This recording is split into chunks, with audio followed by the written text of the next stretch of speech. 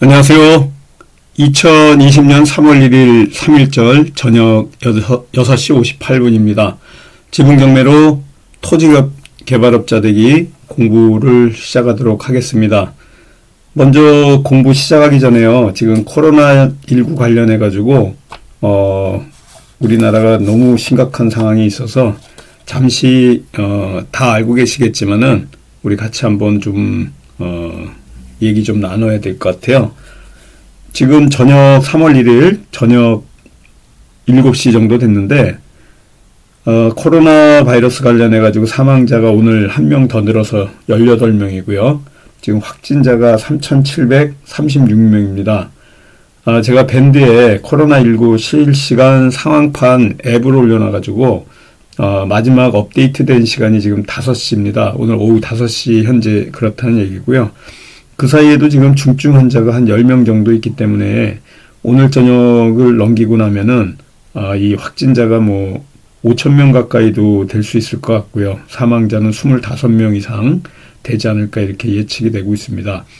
의심 환자만 지금 95,000명이니까 오늘 저녁 넘기게 되면 10만 명을 훌쩍 넘는 이런 상황이 될 것 같아요. 너무나도 심각한 상황이 돼가지고 제가 잠깐 살펴보니까 이 휴일에 명동거리의 모습을 뉴스를 이렇게 좀 봤습니다. 뭐 코로나19 관련해 가지고 여기 명동 지금 사진인데요. 뭐 사람이 완전히 텅 비어 있습니다. 주말 거리인데도 이렇게 한산한 게 완전히 코로나19 이 신종 코로나 바이러스 감염증 때문에 확진 환자가 조금 전에 보듯이요. 10만 명을 이제 내일이면 무조건 넘을 것 같아요. 뭐 이러한 상황은 좀 장기화 될 것 같고요. 완전히 뭐 시내 거리가 이렇게 썰렁합니다. 완전 한산한 모습이고요. 어딜 가도 뭐 휑한 이런 모습입니다. 외국인 뭐 당연히 들어오지 않을 거고요. 여러분들도 외출을 지금 삼가하고 계실 텐데 아주 급한 일 아니면은 나오지 않는 상황이 더 좋을 것 같습니다. 지금 우리나라 입국을 금지한 나라가 79개국이니까 우리가 지금 외국에 나가는 거는 뭐 당연히 뭐 힘든 거고요. 완전히 지금 고립돼 있는 상황이 아닌가. 아주 이상한 상황이 됐습니다. 코로나19 때문에 대구 경북에 지금 살고 계시거나 이 공부를 대구 경북 쪽에서 하시는 분들은 정말 노심초사 걱정이 너무 많으시겠어요. 저도 이렇게 좀 누워있다가 가만히 생각하다 보면 이게 보통 긴급하고 위중한 일이 아닌가 이런 생각을 굉장히 많이 하게 됩니다. 뭐 자고 일어나면은 500명, 800명씩 이렇게 확진자가 늘어나고 의심 환자가 자꾸 늘어나고 뭐 경기가 제대로 살아날지 뭐 그런데도 불구하고 오늘 3.1절 맞아가지고 문재인 대통령이 3.1절 경축사에서 경제를 되살릴 수 있다. 뭐 말로 되살리는 건지 이 위축된 경기를 어떻게 되살려야 되는지 지금 여러분들도 상당히 의심스럽고 굉장히 염려스러울 겁니다. 우리가 우리 국민들은 이렇게 어려울 때 단합하고 희망을 잃지 않고 이런 역병이죠, 지금. 완전히 전염병이 전 세계적인 팬데믹 현상, 글로벌 세계적인 대유행, 역병으로 번지지 않기만을 우리가 바라야 될 것 같습니다. 그래서 최대한 우리가 발열 체크도 좀 하시고요. 이렇게 손도 잘 씻으시고, 급한 일 아니면은 외출을 삼가하셔야 될 것 같아요. 다음 주에도, 우리는 여기 보시는 것 같죠? 밴드에 올려놓은 것 같이, 지난주 수요일 날, 우리 수요일 날 오프라인 지분경매 실전반도 휴무했습니다. 근데 요번에 돌아오는 3월 4일 날도, 휴무 예정이에요. 그 다음 주도 어떻게 될지 사태 추이를 좀 봐야 될 것 같고요. 그래서 우리가 매주 수요일마다 하는 이 오프라인 강의를 지금 못하고 있습니다. 이게 만약에 길어진다 그러면은 온라인상에서 제가 좀, 강의를 할 계획도 있는데 추이를 좀 보면서 해야 될 것 같고요. 이 공부를 이런 기회 외에 또 온라인으로도 할 수 있는 이런 공부 방법이 있어요. 그러니까 실전반 공부를 온라인으로 할 수 있게끔 우리가 이 지분 실전반 이 공부반이 여기 있습니다. 그래서 이렇게 매주 수요일 날 7시부터 9시까지 제가 이렇게 강의하는 내용이 쭉 올라와 있는데 지금 현재 190강입니다. 그래서 2019년 9월부터 여기 보시는 2020년 2월 19일까지 올라와 있는 이 내용이 쭉 있습니다. 이 강의를 여러분들이 온라인으로 하시게 되면요, 6개월 과정이 200만 원입니다. 그래서 요 200만 원은 2019년 9월부터 보실 수 있는 거예요. 그리고 앞으로 여기 앞으로 하는 6개월 과정까지 이제 더 보실 수 있는 거니까 상당히 많은 양인데요. 이렇게 수요일 날 강의가 끝나고 나면 바로 요 사이트에 올라와 있습니다. 여기 보시는 분만 공부하실 수 있으니까요. 이 공부를 여러분들 같이 하시는 것도 좋겠고요. 또 그동안 바쁜 기간 때문에 매주 이렇게 오프라인에서 공부하다 보니까 공부가 이 복습이 좀 미뤄진 분도 있고 좀 이 강의 안 나와서 못 들으신 분도 있으실 거예요. 그래서 이런 기회에 여러분들이 이 온라인 과정을 좀 공부하셔가지고요. 이런 더 깊은 공부를 이 온라인 실전반 공부를 통해서 공부하시면 될 것 같습니다. 자, 그러면 오늘 공부 내용을 잠깐 살펴보도록 하겠습니다. 우리가 지난주에는요, 협상에 대해서 공부를 했어요. 오늘은 지분경매 강의 7강입니다. 7강인데요. 잠깐만 강의 내용 좀 볼게요. 지난주에는 한 번 배워서 평생 써먹는 협상법, 그래도 시옷, 이응, 지읒, 치읒투, 침묵하기, 찾지 않에 예스하지 않기, 이런 질문하기, 엄살부리기, 상급자 법칙 같은 이런 5가지 협상법에 대해서 이제 설명드렸는데 그 중에 침묵하기, 질문하기가 아주 여러분들 5개 중에서도 왕 중에 왕입니다. 여러분들이 협상을 하는 데 있어서 질문하기와 침묵하기를 꼭 여러분들이 가장 강력하게 쓸 수 있는 무기로서 지분경매 2개의 축, 소송과 협상에서 언제든지 여러분들이 기술을 발휘해 주시기 바라겠습니다. 자, 여기 이제 우리가 33페이지입니다. 교재. 오늘은 33페이지를 할 건데요. 좋은 지역의 아파트. 제가 이 강의 끝나고 나면 또 주거 지역에 있는 물건에 대해서 하나 올려놓겠습니다. 전국 각지에 일주일에 한두 번씩 이렇게 추천 물건들을 올려주고 있는데요. 지금 코로나19 관련해가지고 임장 가기 시기가 조금 찝찝하실 거예요. 그래서 이런 내용들 이제 임장 가시거나 하기가 좀 불편한 점이 있지만 이럴 때 여러분들이 집에서 외출 안 하고 요 온라인 공부를 통해서 또 사이트를 통해 가지고 앞으로 임장할 물건들, 코로나19 바이러스가 좀 잠잠해질 때 우리가 또 임장을 가게 되면요, 여러분들이 대응할 수 있게끔 이렇게 좀 공부를 미리미리 좀 해두셔야 될 것 같습니다.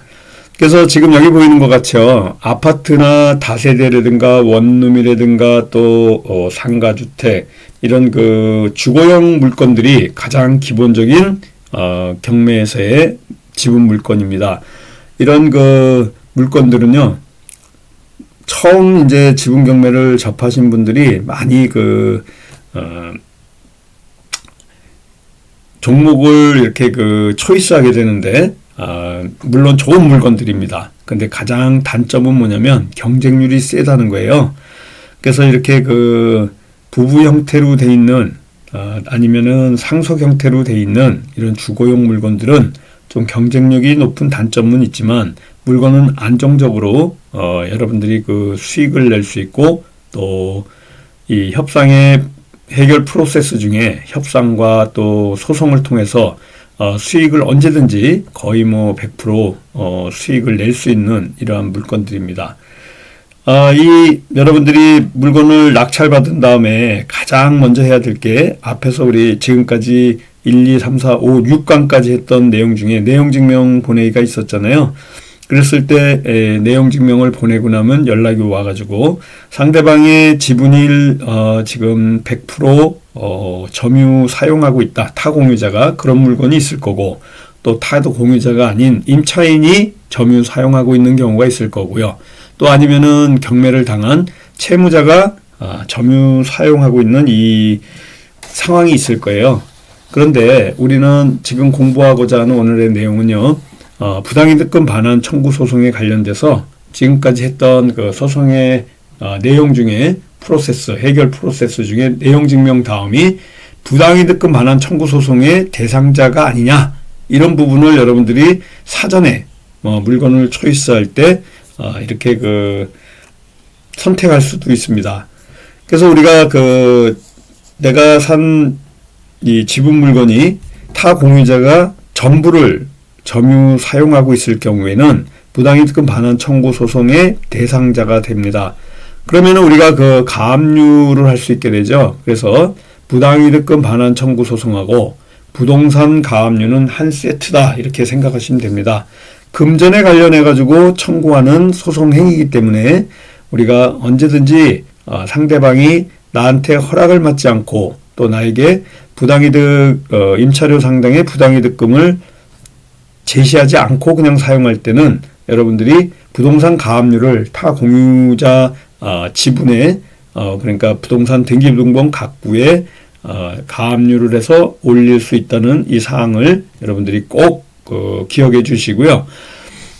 이 부당이득금 반환 청구 소송은 소멸시효가 10년입니다. 그러니까 여러분이 낙찰 받아가지고요, 이 소멸시효 10년 내에 하시면 돼요. 그러니까 뭐 천천히 하시는 것도 어떻게 보면 전략이 될 수도 있습니다.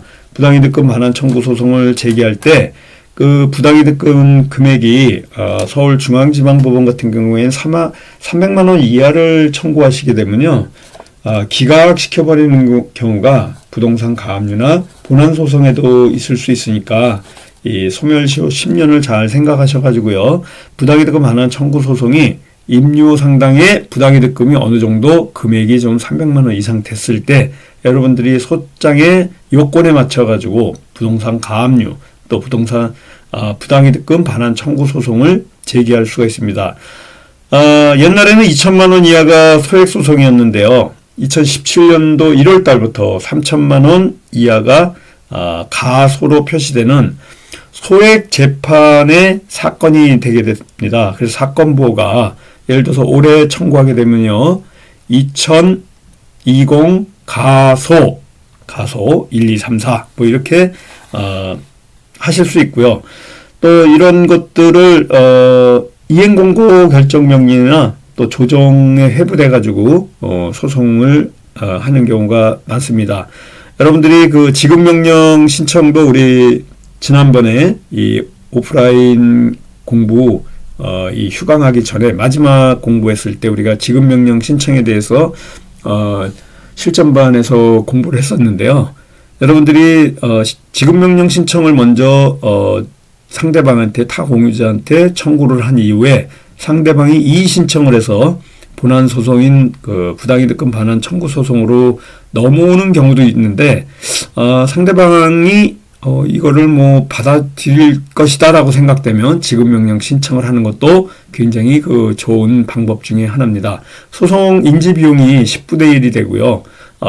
송달료도 아주 저렴하고요. 빨리 이 진행되는 신청서니까 임료상당의 부당이득금 반환 청구 소송 본안 소송을 하기 전에 지급명령 신청을 하는 것도 한 방법이 된다. 그래서 오늘 다양한 경우를 지금 말씀드렸어요. 다시 정리하자면 부동산 가압류 또 부당이득금 반환 청구 소송은 한 세트에서 300만 원 이하를 청구하는 것은 기각이 나올 수 있으니 소멸시효 10년이니까 그 기간을 조금 더 여러분들이 낙찰받았더라도 300만 원 너무 작은 거를 매수하신 분들은 300만 원이 좀 넘을 때까지는 좀 기다리는 것도 좋겠다. 그때 우리가 부당이득금 반환 청구 소송의 소멸시효가 10년이라는 이 법리를 좀 알고 계시는 것도 괜찮겠다 이렇게 생각하면 되고요. 그 부당이득금 반환 청구 소송의 속가가 3천만 원 이하인 경우에 여러분들은 가소, 사건 부호가 가소인 소액 재판을 청구할 수 있다. 이런 본안 소송을 또 청구하기 전에 지급명령 신청을 통해 가지고 인지액 10분의 1을 내는 지급명령 신청을 해도 좋다는 이런 내용까지 말씀드렸습니다. 다음 주에 더 자세히 말씀을 드리겠지만요. 이 부당이득금 반환 청구 소송의 소장 쓰는 법도 제가 상당히 자세하게 여러분들에게 말씀을 드릴 겁니다. 이 소액 소송 양식하고 이런 내용들이 쭉 있어요. 지금 이제 교재 36페이지 나갑니다. 오늘은 강의 7주차고요. 7번입니다. 그래서 이 소장이라고 써 있는 교재 36페이지에 있어요. 이 교재는 지분경매로 토지개발업자 되기 매일경제신문사에 저자 조홍소 이렇게 찾으셔가지고요. 여러분들이 구매하셔서 쭉 따라하시면 올해 2000년도 초반부터 계속해가지고 제가 이 강의를 1강부터 하니까 따라오시면은 지분경매의 이 순서를 계속해서 여러분들이 공부해 나가실 수 있을 것 같아요. 이 공부 끝나고 나면 제가 이번 주에 또 추천 물건 찾아가지고 여기 강의 또 한 5분간 올려놓을 겁니다. 여러분들 오늘 이 소장 만드는 법 책을 통해서 이렇게 보시고요. 송달료도 지금 여기 보시면은 3,700원으로 되어 있는데 4,800원으로 인상됐습니다. 송달료가 4,800원으로 인상된 거 꼭 기억하시고요. 뭐 송달료가 좀 부족하면은 추가로 추납이라 그래요. 추가 납부, 추납을 보정이 나오게 되기 때문에 더 돈을 내면 됩니다. 소송물가액도 이렇게 임면치 임차료를 청구하는 본안 소송이에요. 그래서 원고, 피고 이름 쓰고 이게 겉장입니다. 부당이득금 반환 청구의 소고요. 소송물가액은 요를 계산하는 것들을 여러분들이 아시게 되는데요. 뒤에 이제 별지 목록에 제가 부당이득금 계산하는 임차료 청구 내역서에 대해서 공부할 건데요. 오늘 전체를 다 할 수는 없기 때문에 다음 주에 부당이득금 반환 청구 소송에 대해서 자세하게 더 들어갈 겁니다. 오늘은 이러한 부당이득금 반환 청구 소송을 하게 되는 원리에 대해서 말씀드리려고 그래요. 그래서 관할 이 법원에서 하게 되는데 이 부당이득금 반환 청구 소송 같은 경우에는 원고 주소지 관할에 법원에 청구해도 되는데 이게 지참 채무 의무라고 합니다. 돈을 청구하는 소송은 원래 모든 소송은 피고 주소지 관할 법원에서 하게 됩니다. 그런데 이렇게 금전을 명하는 소송은요. 원고 관할에서 할 수 있습니다. 그게 지참 채무 의무. 돈을 원고에게 갚으려면 피고가 들고 원고의 주소지로 찾아가라는 그런 간단한 의미입니다. 그래서 원고 관할에서 하게 되는데요. 부동산 가압류라든가 부당이득금 반환 청구 소송은 원고 관할 법원에서 하시게 됩니다.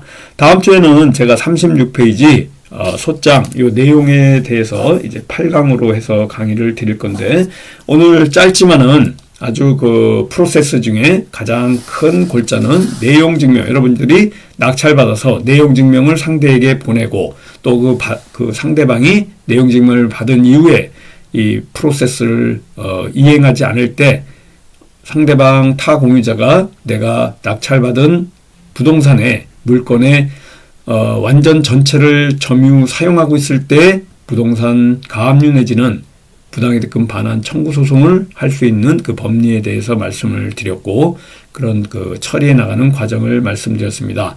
앞으로 우리가 부당이득금 반환 청구 소송이라든가 부동산 가압류 이 부당이득금 반환 청구 소송 이 만드는 이 방법을 끝내고 나면요. 그 다음에 부동산 가압류를 또 하게 되는데 여러분들이 이 부당이득금 반환 청구 소송 부동산 가압류 순으로 공부하시게 됩니다. 지분경매 꾸준하게 저에게 반복적으로 계속 들으시다 보면요. 부동산 경매에서 왕 중의 왕 수익을 언제든지 내고 안정성이 있는 왕 중의 왕 기법 이 지분경매로 바로 수익을 낼 수 있는 기법들을 배우시게 됩니다. 아까도 말씀드렸지만요. 지금 같은 코로나19 사태가 이렇게 나 있을 때 그 그 온라인 강의를 통해서 여러분들이 공부하시게 되면요. 이 온라인 과정이 있습니다. 이 과정을 통해서 공부하시게 되면 집에서 차분하게 이런 그 기간 동안에 실력을 축적하실 수 있을 것 같습니다. 자, 코로나19 바이러스를 여러분 극복하시고요. 빨리 사태가 잠잠해져서 우리가 오프라인에서 여러분들 공부하는 이런 그 시간이 빨리 돌아왔으면 좋겠습니다. 여러분들 건강 유의하시고요. 다음 주에 찾아뵙도록 하겠습니다. 감사합니다. 안녕히 계십시오.